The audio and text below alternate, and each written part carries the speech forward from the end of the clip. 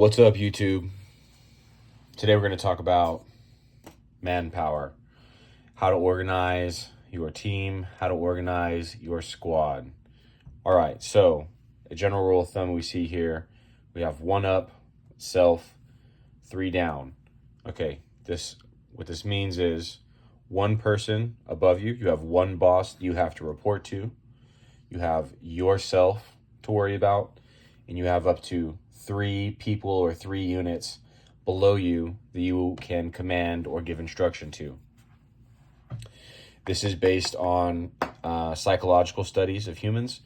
You find this in all sorts of different management setups and how we run humans and run teams, not just in a tactical environment.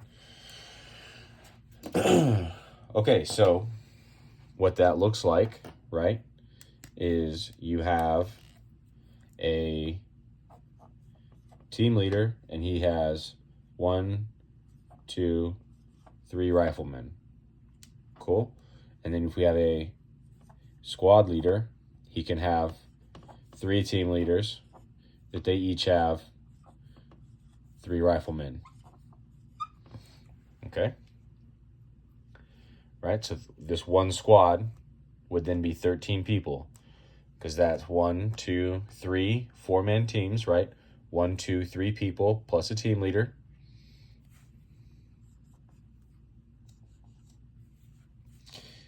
Jeez Louise, huh? Okay. And a squad leader, right? So that's 13 people for a squad. Make sense, everybody? Cool. So if you start trying to command more than 3 units below you, it becomes overwhelming. Or if you have to report to more than one person above you, right? If you had 4 different people to report up to, that would be a nightmare, right? Trying to radio into 4 different people that you're in contact and what's going on, not going to happen. You need to report to one person, have up to 3 people that you can control, or 3 units that you can control. Okay, and this scales up, right? So a rifle platoon is made up of 3 squads. A rifle company is made up of 3 platoons. A rifle battalion is made up of 3 companies. There's weapons and headquarters and support when you get up to the higher levels as well, but at its base, it's the 1 up, self, 3 down at each level. Cool. So what you can do if you have constraints of individuals, right, is you can start doing 1 up, self, and then 2 down, because we're running short on people, right? So we can have a squad leader and he can have 2 team leaders, and then each of these team leaders can have 2 riflemen.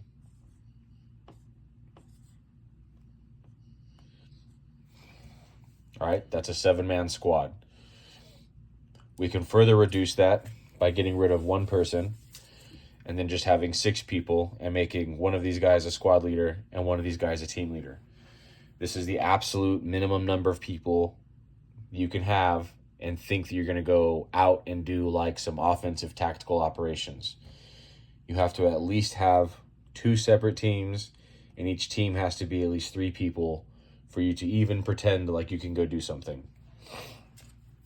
What sucks about this, about tying a squad leader to also being a team leader position, is typically you want your squad leader to be able to float around, because a squad leader, this is starting to get into like leadership theory, but your squad leader should be placing himself at whatever the point of friction is, and he doesn't necessarily need to drag a whole team with him always to whatever the most difficult part of the fight is, right? It's not good to wear out a particular team like that, but you as the leader want to put yourself at that point of friction at all the times. So whether that's with the support by fire team or the breaching team or the assault team or the prisoner capture team, whatever the case is, you want to be with that team that's at that point of friction. So you want to be not tied to a team so you can free float around as you see fit and as you need. Got it. Wonderful. All right. Let's talk about this. 3 men, versus a 4-man team.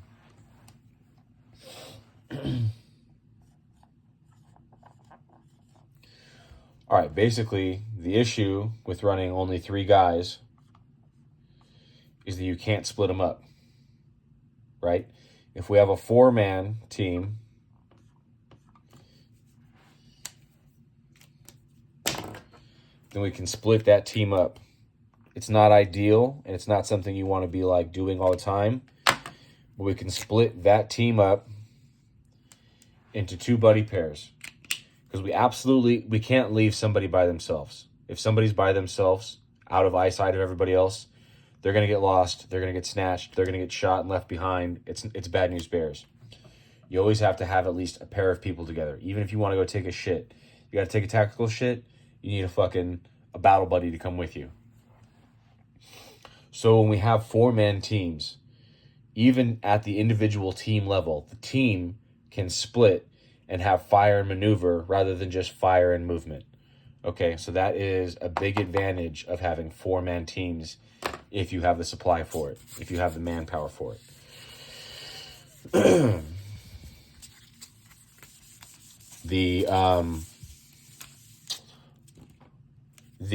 I'll get that into a second. All right, so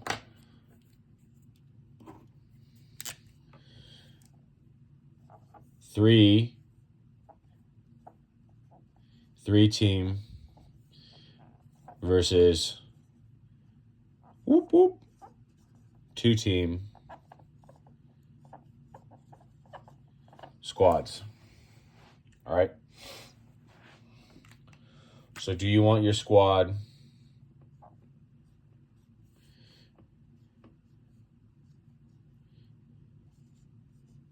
to look like that? Or do you want your squad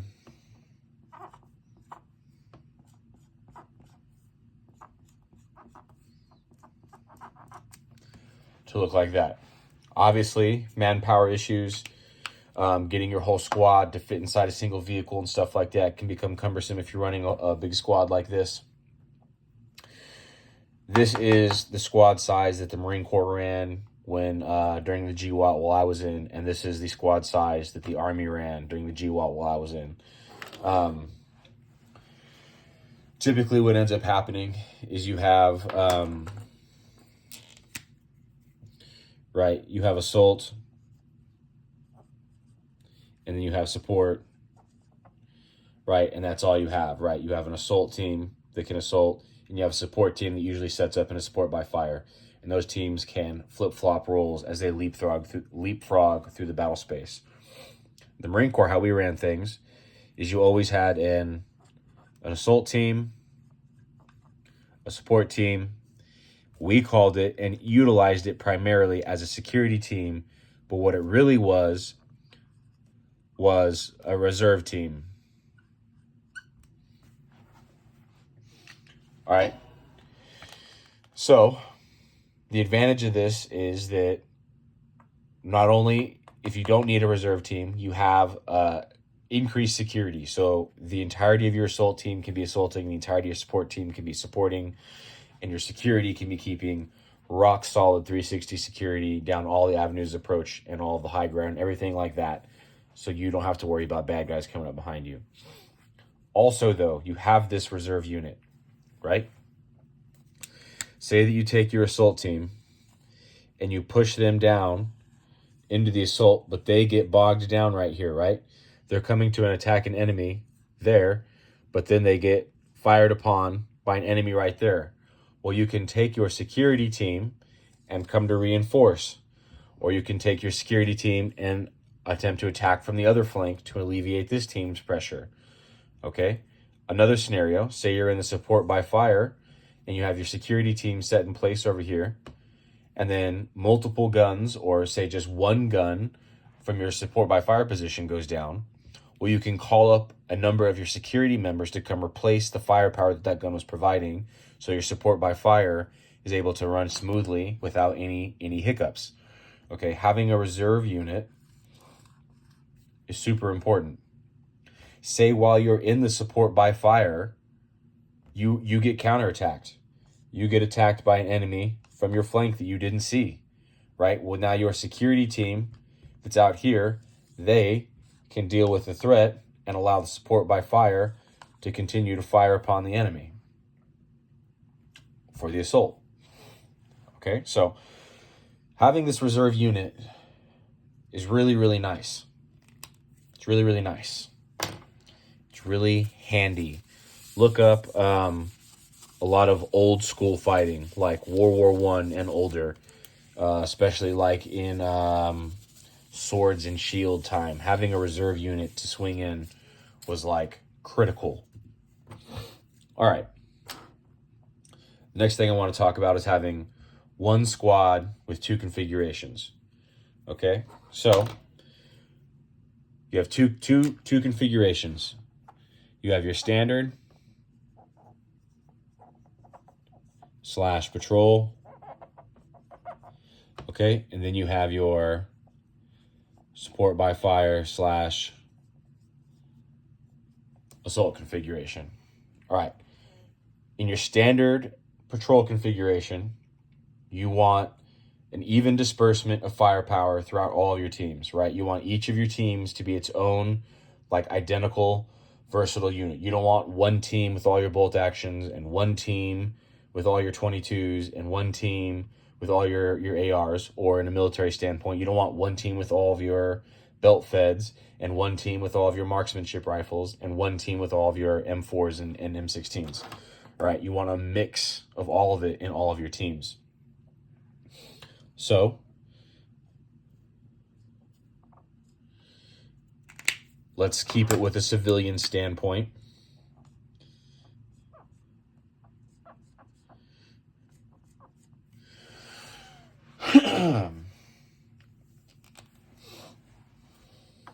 Let's say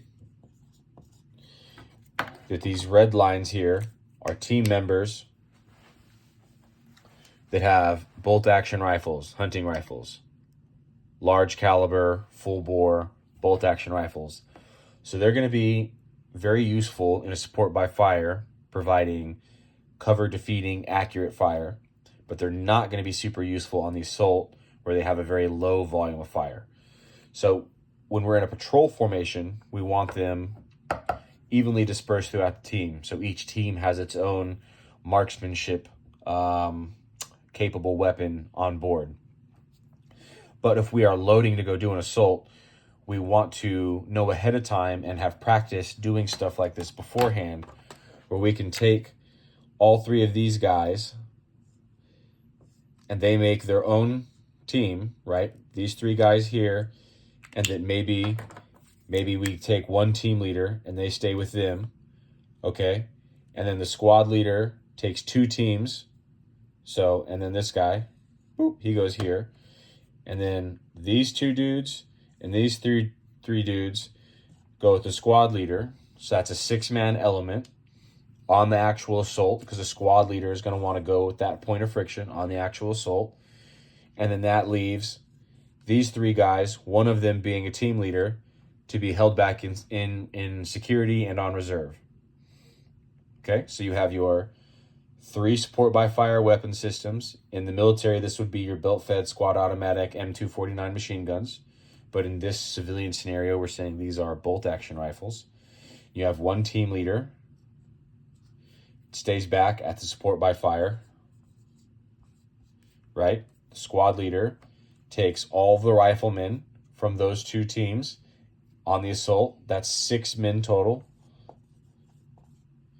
Okay, and then that leaves 3 guys and a team leader to be back on security or reserve.